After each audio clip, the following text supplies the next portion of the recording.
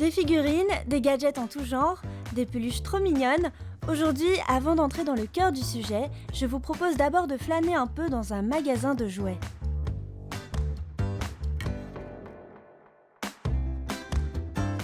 Regardez ça, on n'a qu'une seule envie, c'est de les prendre en main et de jouer avec.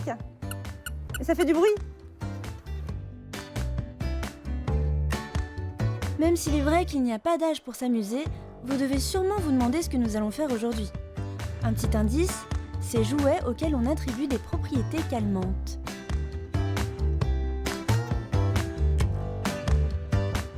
On dirait une pêche, mais c'est en fait une balle anti-stress. Regardez, on la tient comme ça dans la main, on la malaxe. Vous savez sûrement ce que c'est. Eh bien en fait aujourd'hui, il y a toute une panoplie d'objets de ce genre contre le stress.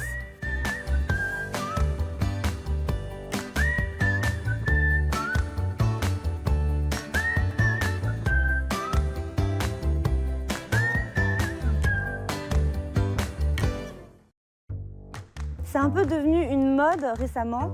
Et s'ils sont aussi populaires, je pense que ce n'est pas seulement parce qu'ils sont marrants et ludiques, mais c'est aussi parce que le stress, c'est quelque chose que tout le monde connaît, que ce soit à la maison ou au travail. Les sources de stress peuvent être très nombreuses. Et c'est d'autant plus vrai dans une grande ville comme Beijing où tout va si vite. Alors moi, je suis curieuse de savoir comment les gens font pour faire face au stress ici à Beijing. Nous allons mener notre enquête.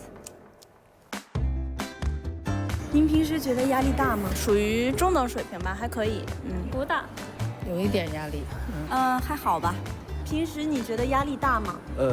不算很大，就是一般大吧，就属于那种。总体感觉压力并不大，偶尔也会有一些小小的压力。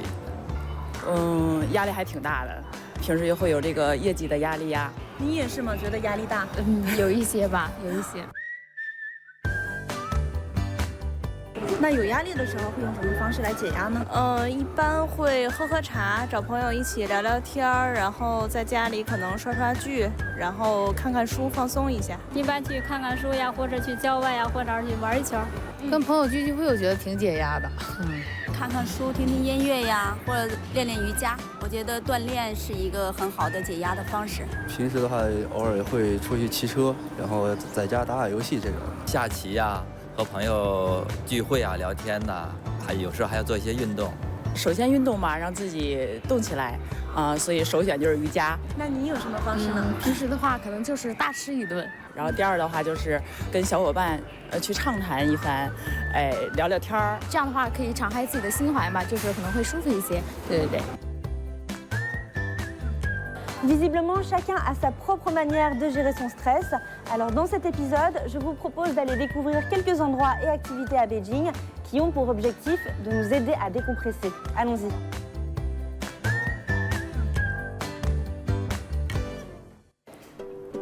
Tout d'abord, nous commençons par ce qu'on appelle une galerie anti-stress. C'est très curieux comme nom, nous allons voir de quoi il s'agit.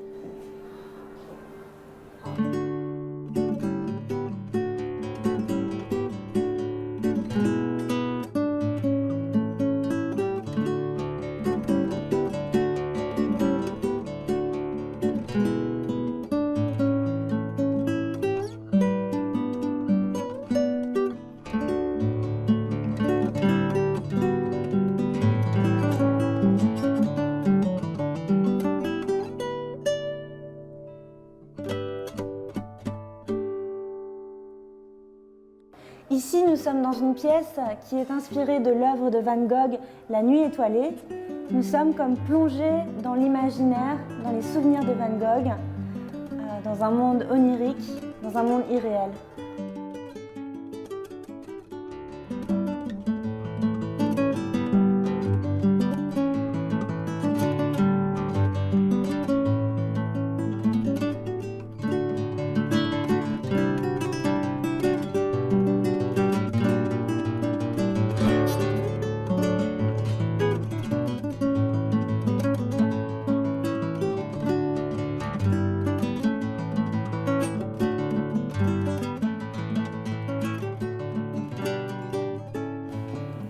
Maintenant, je prends le métro pour entrer dans l'univers de Monet et je trouve que les couleurs qu'il utilise évoque justement un sentiment de quiétude et de détente.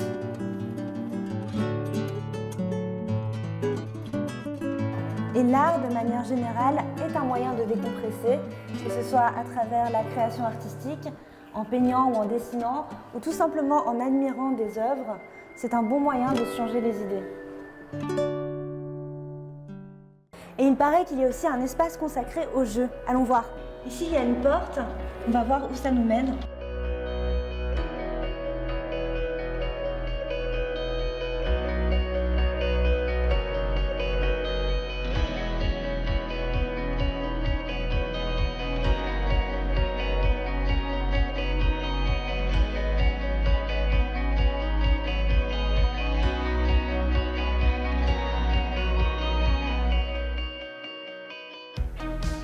Et là, j'entre dans un labyrinthe de miroirs. On va voir combien de temps ça va me prendre pour le traverser et en sortir. Ah!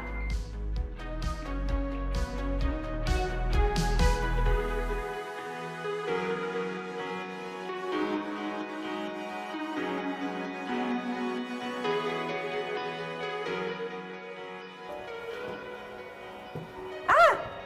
Je suis enfin sortie!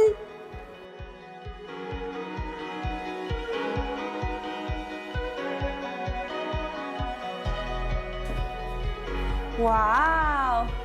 Quelle belle silhouette!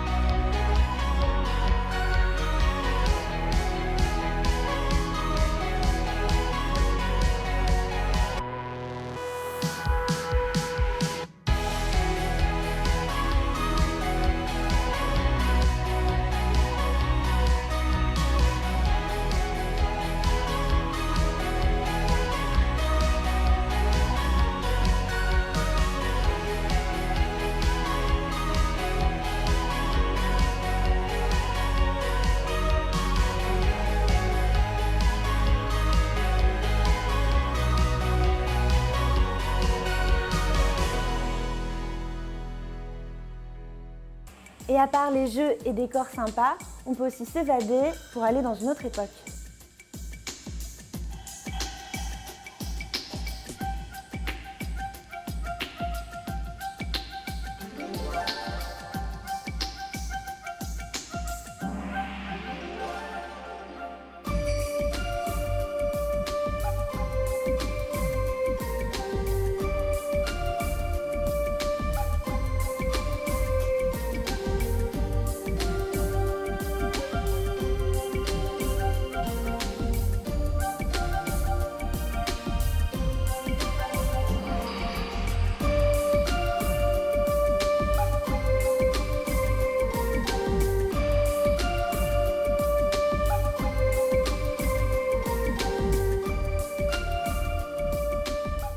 C'est une époque où le rythme de vie était plus lent et où on accordait davantage d'importance à la contemplation et à la lenteur.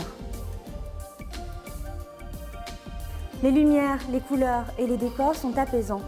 Et puis c'est aussi une adresse qui convient bien pour prendre de belles photos.